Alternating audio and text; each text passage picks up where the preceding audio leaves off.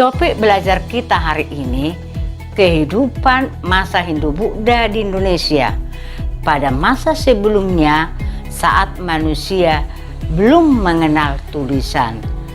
Saat masuknya Hindu-Buddha, peradaban manusia telah berkembang. Manusia telah mengenal tulisan. Tapi jangan berpikir tulisan seperti kita saat ini yang kita kenal dengan nama alfabet. Tulisan dan aksaranya kuno pada zaman dulu. Sama kalau di tempat kita sebagai orang Batak dikenal dengan aksara Batak. Pada topik ini yang kita pelajari: 1. Bagaimana masuknya Hindu-Buddha di Indonesia? 2. Bagaimana pengaruhnya di Indonesia? 3. Apa saja peninggalannya atau bukti peninggalannya yang membuktikan bahwa Hindu-Buddha pernah ada di Indonesia? Sebelum masuk topik, Ibu ingin bertanya, siapa yang pernah menonton film India? Pernah perhatikan adegan waktu mereka berdoa atau sembahyang? Bukan waktu menari di antara pohon-pohon, ya?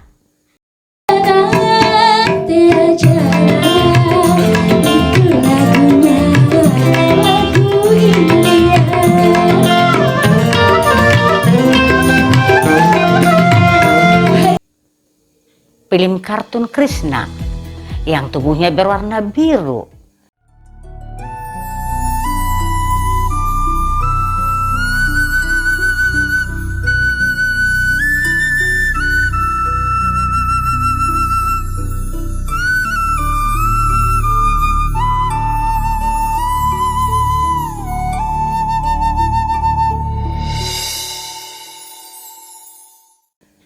Film Dewa Siwa.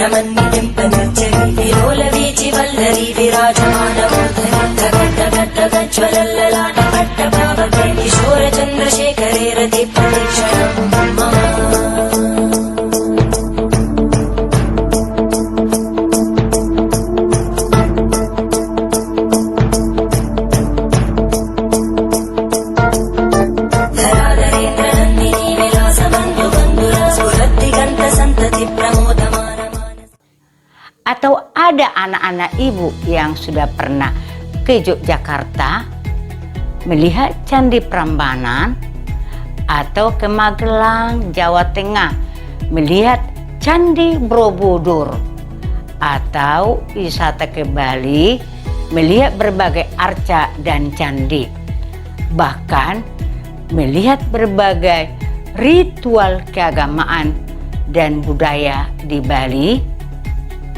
Jika anak-anak ibu pernah menonton salah satunya, pelajaran ini semakin seru untuk kita pelajari. Dan kalau belum pernah ke Jogja atau ke Bali, pada saat ini kita berkunjung atau menikmati secara virtual ke tempat tersebut melalui berbagai media sosial, dan salah satu pelopor yang cukup digandrungi anak-anak milenial pada saat ini, yaitu YouTube. Ibu awali dengan berbagai pertanyaan pada topik kali ini. Pertanyaan sederhana, apa sih bedanya Hindu dengan Buddha? Perbedaan kitabnya, perbedaan asal-usulnya, perbedaan Tuhan atau dewanya, perbedaan tempat ibadahnya, dan agama apa yang mengenal kasta, dan apa yang dimaksud dengan kasta. Satu lagi, kira-kira ada tidak persamaan antara Hindu dengan Buddha? Jikalau ada, apa persamaannya? Pertanyaan tersebut tolong dicatat dalam catatannya ya nak, dan coba cari tahu. Sebelum masuknya agama Hindu Buddha ke Indonesia, masyarakat Indonesia telah memiliki aliran kepercayaan yang disebut animisme dan dinamisme. Apa itu animisme? Secara sederhana, animis adalah kepercayaan pada roh. Apa itu dinamisme?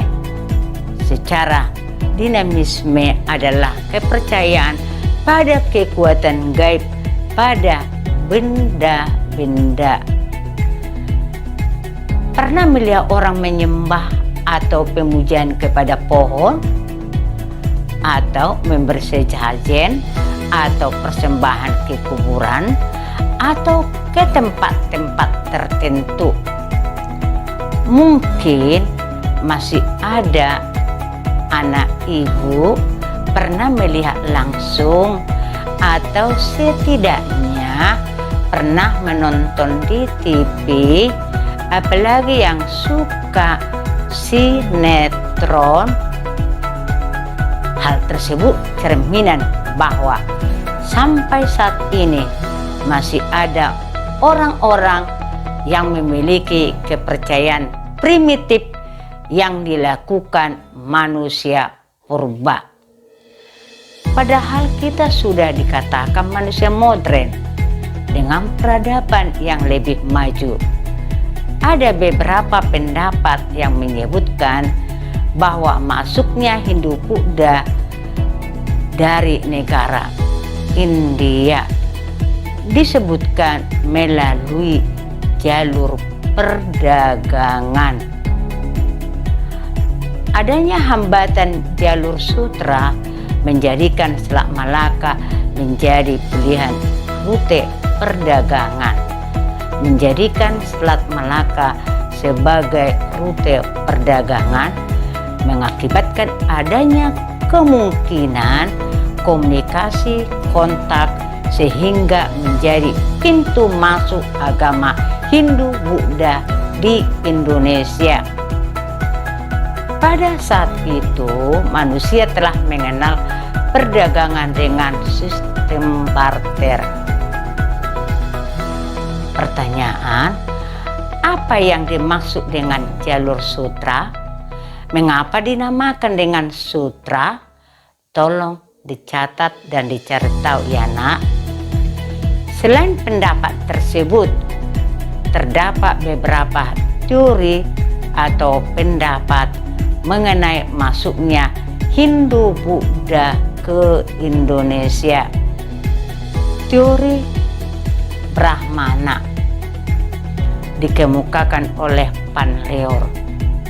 Agama Hindu Buddha dibawa para pendeta. Teori kesatria dikemukakan oleh Bert Mukherjee dan Mons. Agama Hindu Buddha dibawa para prajurit. Teori Wasya dikemukakan oleh Rom. Agama Hindu Buddha dibawa oleh para pedagang.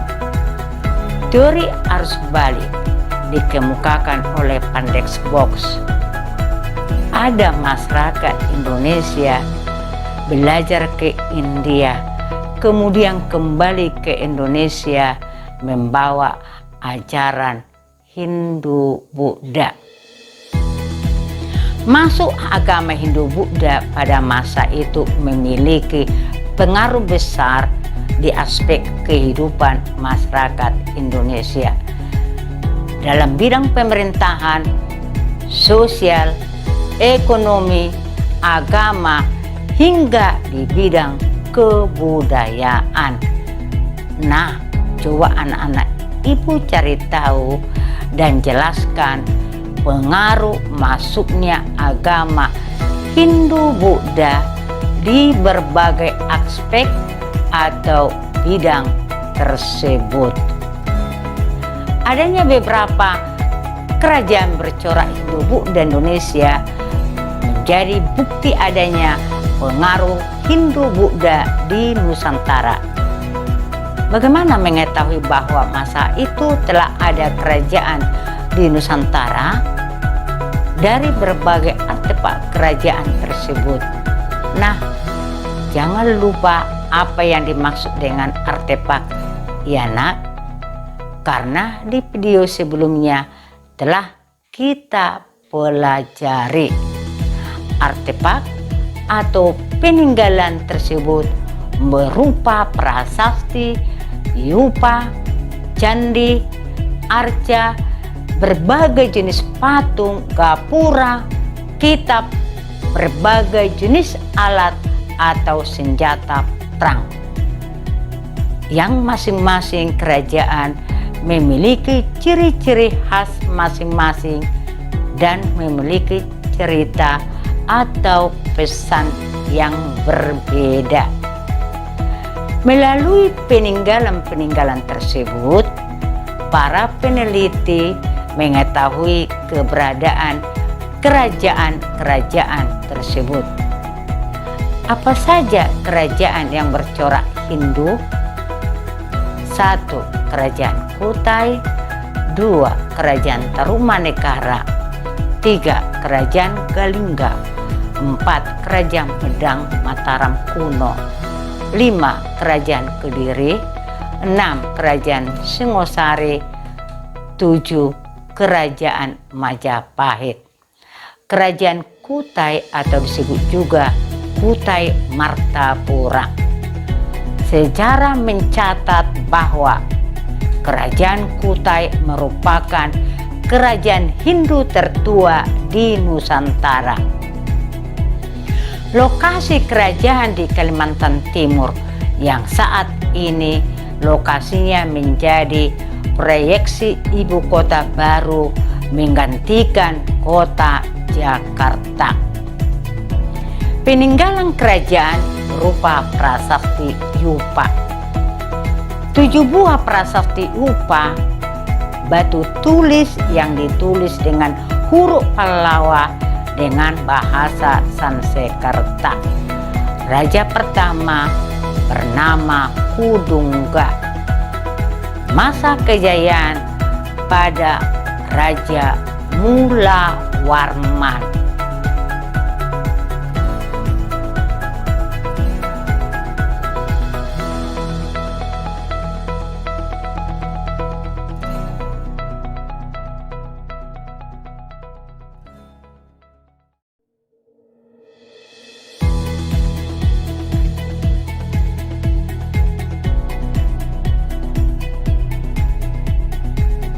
Kerajaan Tarumanegara disebut juga dengan Kerajaan Trauma. Sejarah mencatat Kerajaan Tarumanegara kerajaan Hindu tertua setelah Kerajaan Kutai. Lokasi kerajaan di Pulau Jawa, tepatnya di tepi Sungai Citarum, Kabupaten Lebak, Banten.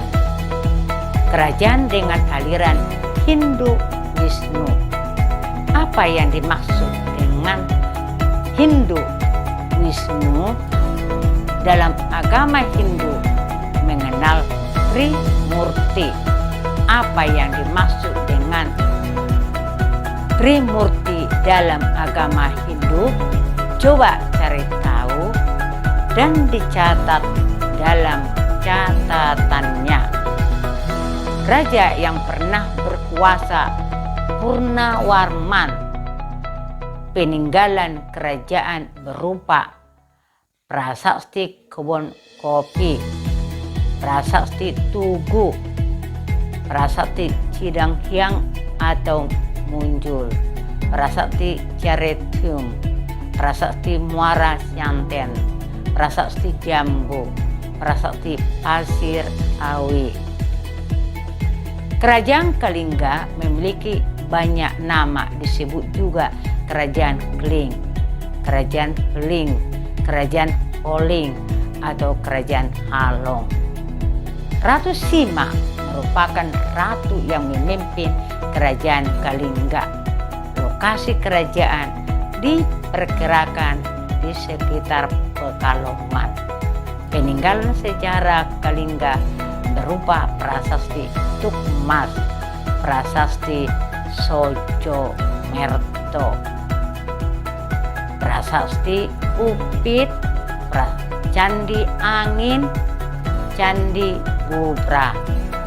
Kerajaan runtuh pada saat diserang Kerajaan Sriwijaya. Kerajaan Medang atau Medang Kamulan, Kahuripan, atau juga disebut sebagai dinasti Isana, tak bisa lepas dari sejarah berdirinya Kerajaan Mataram kuno. Lokasi kerajaan belum ditemukan secara pasti, namun ada yang berpendapat bahwa kemungkinan merupakan suatu daerah di Purwodadi, Semarang. Selain itu juga ada yang berpendapat lain di Kediri atau Jenggala. Sri Maharaja Wawa menjadi raja di Mataram kuno yang digantikan menantunya Posendo. Kerajaan beragama Hindu yang memuja Dewa Siwa. Kerajaan runtuh karena serangan Kerajaan Sriwijaya.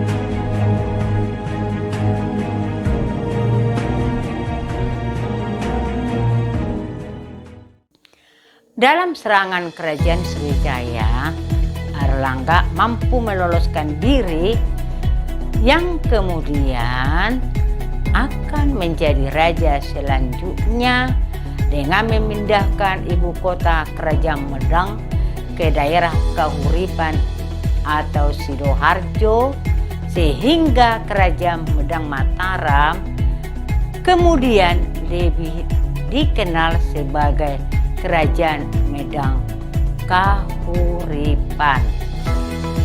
Kerajaan Kediri, kerajaan ini disebut dengan Kerajaan Panjalu yang terletak di Jawa Timur, berpusat di kota Daha yang sekarang merupakan kota Kediri. Beberapa peninggalan di masa kerajaan Hindu yang terbesar di Indonesia ini. Peninggalan ini ada berupa prasasti dan ada pula yang berupa kitab karya sastra yang sangat terkenal. Adapun peninggalan dari kerajaan Hindu Kediri yang berupa prasasti adalah Menjaran, Turunjang, Hantang, Padlegan, Laudan, Jaring. Kitab atau karya sastra yang sangat terkenal itu antara lain adalah Werta Sanraya karangan Empu Tan Agung, Simara Dahana kubahan Empu Darmaja, Lubdaka karangan Empu Tan Agung, Kresnayana karangan Empu Tribuna, Samana Santaka karangan Empu Monaguna, Pratayuda kubahan Empu Sedah dan Empu Pamulu, Gatot Kaca Rasraya serta kitab Hariwangsa kubahan Empu Panulu. Kerajaan Kediri mengalami kehancuran pada masa pemerintahan Raja Kertajaya atas sikapnya yang bertentangan sekali dengan kaum Brahmana. Raja Kertajaya menyuruh para kaum Brahmana untuk menyembah dirinya laksana dewa.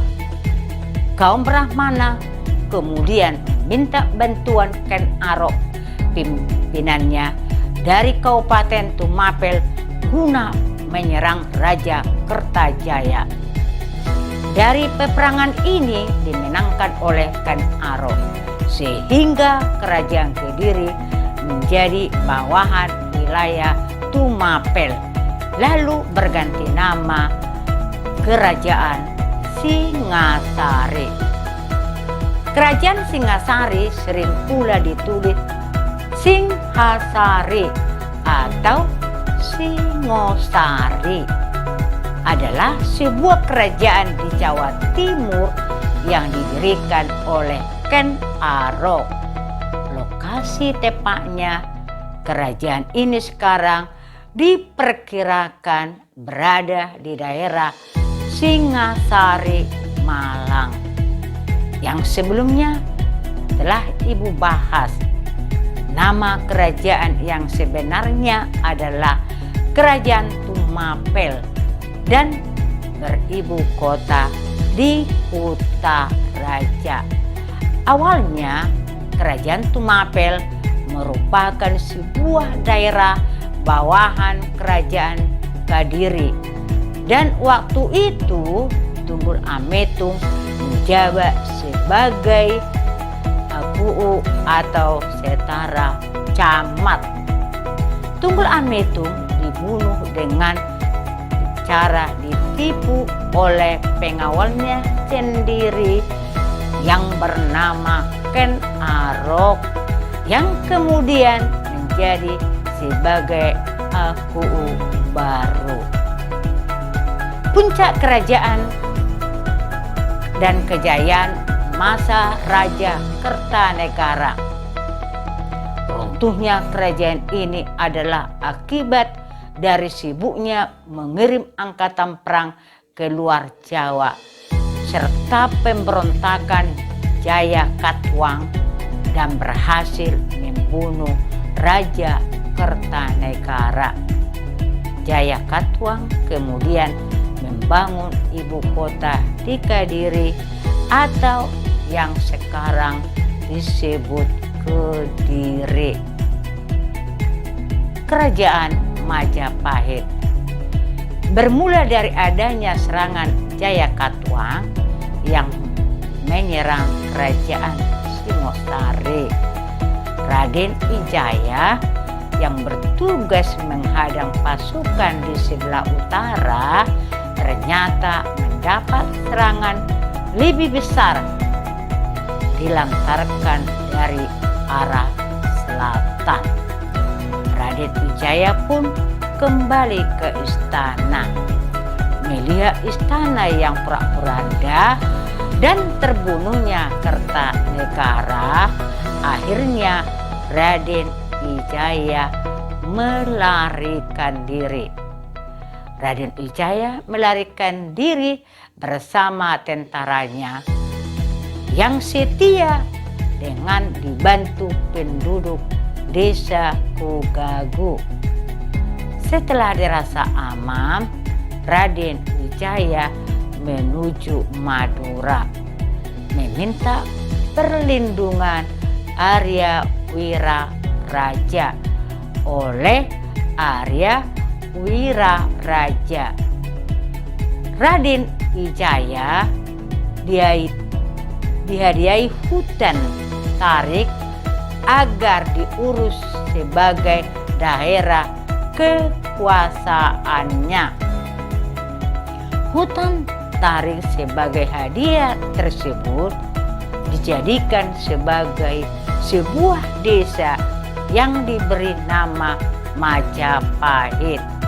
Nama Majapahit sendiri diambil dari kata buah maja yang berasal pahit.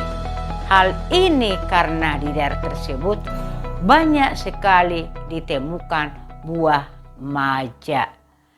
Kerajaan Majapahit mencapai puncak keemasannya pada masa pemerintahan Hayam Wuruk yang merupakan cicit dari Raden Wijaya dibantu Gajah Mada. Kerajaan Majapahit merupakan kerajaan Hindu terbesar yang menyatukan Nusantara. Ketika kita mendengar nama kerajaan Majapahit, maka seketika yang terngiang adalah Sumpah Palapa Sang Pati Gajah Mada. Lamun huwus kalah Nusantara isun amukti palapa. Amun kalah ring gurun, ring seran, Tanjung Pura, ring Haru, ring Pahang, Tumpu, ring Bali, Sunda, Palembang, Tumasik. Saman isun amukti palapa. Kerajaan Majapahit mengalami kemunduran sejak sepeninggal Gajah Mada dan Hayam Wuruk, ditambah dengan pengaruh Islam yang sudah meluas sehingga banyak sekali serangan-serangan kerajaan baru Islam yang menyebabkan kerajaan Majapahit pun runtuh. Peninggalan sejarah kerajaan Majapahit, Candi Tikus, Candi Perahu, Candi Labu, Candi Jabung. Selanjutnya kerajaan bercorak Buddha, kerajaan Holing Kalingga, kerajaan Sriwijaya, kerajaan Mataram Buddha, kerajaan Dharmasraya. Untuk kerajaan bercorak Buddha, tolong anak-anak ibu coba cari tahu secara rinci mengenai kerajaan tersebut. Siapa rajanya, lokasi kerajaannya, bukti peninggalan kerajaan apa saja, dan bagaimana keruntuhan kerajaan tersebut. Demikian materi video belajar mengenai kehidupan manusia pada masa Hindu-Buddha di Indonesia. Jangan lupa untuk mengerjakan soal atau kuisnya ya. Terima kasih.